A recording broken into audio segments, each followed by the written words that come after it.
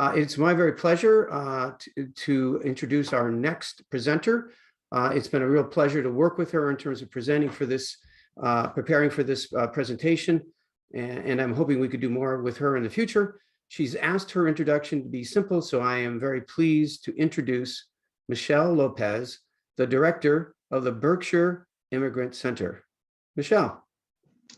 Thank you, Keith, and thank you for having me today. I'm going to keep this short and sweet so that we can get to questions, because I'd always rather have dialogue than hear myself speak. So like he said, I'm the executive director at the Berkshire Immigrant Center. We are based in Pittsfield, Massachusetts. We were established by the Jewish Federation of the Berkshires in 1997 in order to help resettle Jewish refugees escaping the former Soviet Union after the Cold War. And our constituents have grown, and we see about 756 immigrants every year, or this past fiscal year, 756 immigrants, and the majority of our clients over the past decade have come from Latin America. Our mission is to advocate for the rights of all immigrants by helping them navigate the complex U.S. immigration system with affordable legal services, local resources, and education. And this education includes financial literacy. It has come up more and more over the course of the pandemic because the majority of our clients are low income and have seen their sources of income, especially in the Berkshires, where tourism is a very large part of our economy, have really fallen, unfortunately, due to the pandemic. Just some statistics and overall information for all of you. I know that not everybody is located in the Berkshires, but overall in the United States, 1 in 8 people is an immigrant, 1 in 4 children is an immigrant or the child of an immigrant. So for your financial institutions, you should really be focusing on, wow, are my staff diverse? Do we have bilingual or multilingual people on staff in order to be able to help and assist the immigrants who are seeking financial services? You can easily find statistics on your own immigrant population, depending on where you are in Massachusetts, and I'll have resources available that will speak to that so that you can find out your own information and demographics of your population that you serve. In the Berkshires, we estimate that there are over 10,000 immigrants in the county. And like I said, we saw 756 immigrants last year from 65 different countries, and they're highlighted here in this map. So large majority from Latin America, but also Ghana and the Ivory Coast. One of the best sources of information finding out your immigrant population demographics can be found on George Mason University's website for Institute for Immigration Research.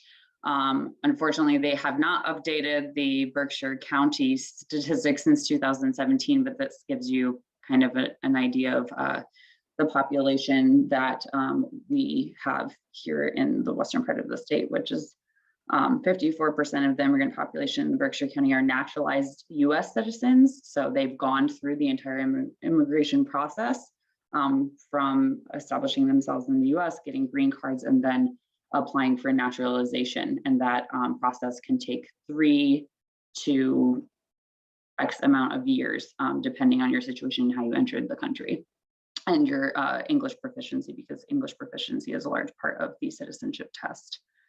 Immigrants in Berkshire County are more likely to speak English at home as compared to immigrants in the rest of Massachusetts, and we assume that's probably because of the unfortunate lack of language access available in Western Massachusetts. It's not like Boston, where you can find many restaurants and services, materials, websites, etc., in Spanish and other languages.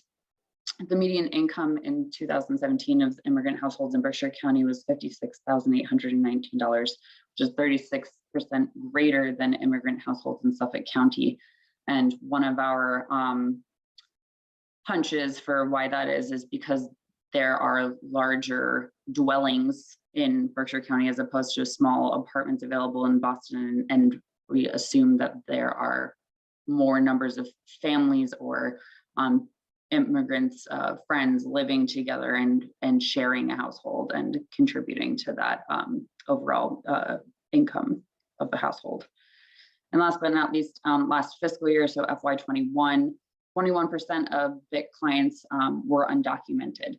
And I have this statistic in here to really drive home the fact to these financial institutions that are on the call today that you really need to look into providing ITIN assistance, so temporary tax ID numbers to your possible clients, especially having people, advisors who are able to communicate with people in their native language to get them set up with those temporary tax ID numbers so that they can begin showing earned income and pay their taxes before they eventually, hopefully, are receiving documentation and legalizing their status in the United States. I will share some information on how to get a hold of me at the end, but just to give kind of a short and sweet overview, banking, credit, investment, and debt industries vary greatly throughout the world, and so do people's relationships with money. Going back again to Latin America, where the majority of our clients come from in Berkshire County, a lot of people are coming from countries in, total turmoil, dictatorships, communism, unstable banks, unstable currencies, multiple currencies. I lived for 4 years in Havana, Cuba, dealing with dollars, Moneda Nacional, and the CUC, which was intended for tourists in the 90s after the fall of Russian assistance in the special period, and living in a country where these three currencies are working daily and fluctuating, unfortunately, because the US doesn't do, financial business with Cuba, and them having to create their own currency that unfortunately isn't worth anything outside of their country. Just gives you an idea of what people who are coming to the United States from Cuba or from other countries with unstable currencies are dealing with, and why they have such distrust with financial institutions. There's a lot of informal lending in a lot of these countries, right? You're lending, you're borrowing money from a family member or a friend, or maybe not a friend, and dealing with the payback and paying back on time can be an issue and put your life in danger. People saving their money under mattresses and not at their local banking institutions because it's unsafe. They don't know if they'll be able to get their money back if there's a change in government. A lot of clients we see have distrust with online banking systems. They want to establish a personal relationship with their banker, with their lender. If they are searching for a mortgage, luckily, some of a semi-silver lining of COVID has brought online banking more to the forefront, because people haven't been able to go into lobbies of banks during different periods of the pandemic. So people are becoming more comfortable with online banking, but especially for our older constituents, they still feel that they need to establish that personal in-person relationship with their financial institutions.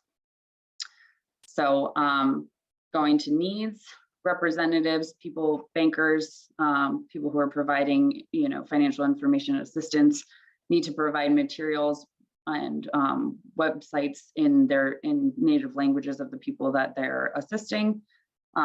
They need to have people at their local financial institutions that look like them. I know this can be incredibly difficult to do. A lot of financial institutions in our area have reached out to us asking for tips and asking for us to provide job openings in several different languages. We do translations, and I'm sure there are dozens of places around the Commonwealth that can help translate those job postings for you and give you information on what your immigrant population looks like. And all of these things will help build trust with your financial institution and the immigrant population that you're hopefully serving or will be serving more of. Some positives that are already out there and available to immigrant populations from financial institutions are VITA programs, so the volunteer income tax assistance programs. We've seen a few of those available in Berkshire County, available in English and Spanish, online as well in English and Spanish. free virtual workshops that are available in different languages by different financial institutions, and more and more translated materials. So I hope that that's given you at least a brief overview of some of the struggles that immigrants face, and why there's distrust with financial institutions, and hopefully a few tidbits on how to build up that trust. Again, we are located in Pittsfield, Mass, but there are dozens of nonprofit organizations that help immigrants throughout the Commonwealth. And I'm happy to help you find out which is closest to you. You can email me at director@BerkshireIC or immigrantcenter.org. And you can go onto our website, just berkshireic.org. Thank you so much for having me, and we'll go to questions. Well, thank you, Michelle. In a very short time, you packed in a lot of information. So thank you very much for doing that. I learned a lot of stuff that I thought I knew, but I didn't know at all. So I'm curious if there was like a one or two top things that one of our lenders could potentially do to help the immigrant population. What might those two things be? I would say having materials in your website translated at least into Spanish, if not also French, Portuguese.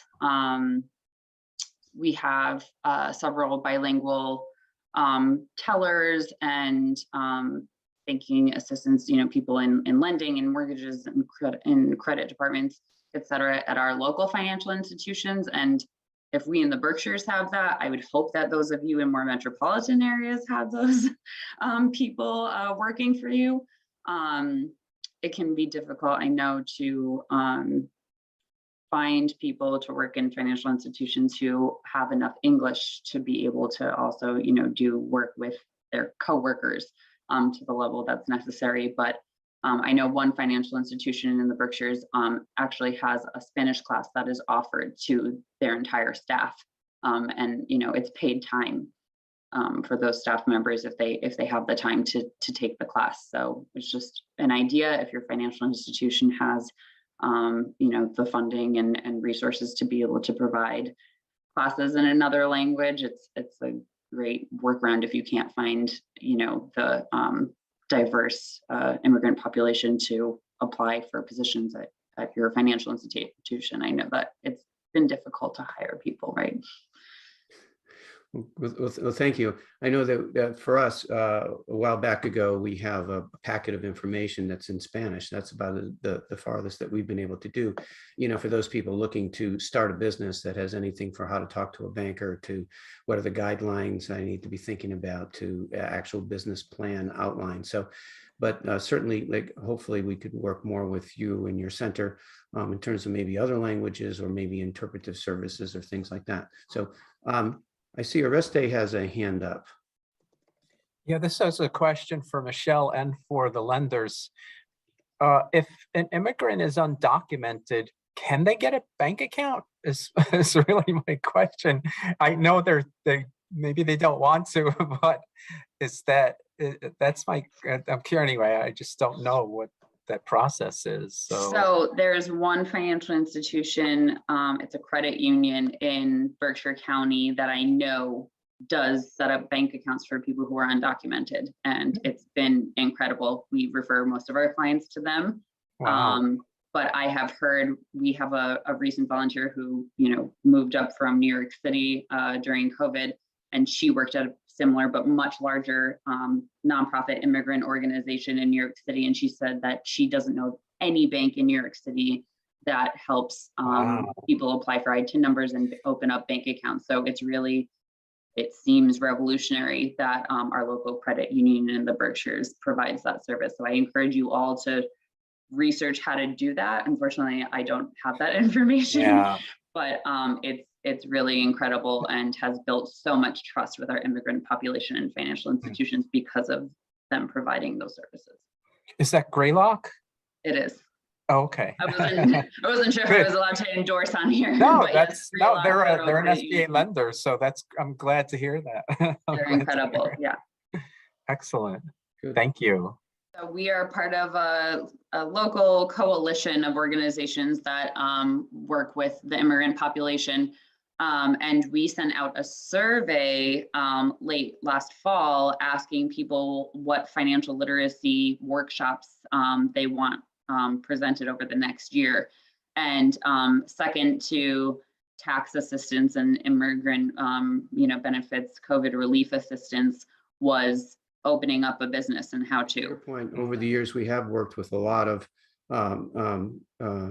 other speaking, non-English speaking folks in terms of starting businesses. We worked a lot with early on with the Literacy Network, and we've worked with people from Russia and Colombia and Ecuador, Mexico, from a whole variety of different, and sometimes they would either bring a trusted friend or somebody to help interpret, or other times we would engage an interpreter to work with them on it. We do have some materials, as I said, in Spanish, but we'd love to be able to explore that further and see what we can do. I want to certainly thank our presenters, Oreste and Eli, and certainly Michelle for being here today. And also thank our valued banking partners for being here. And until next time, be prosperous.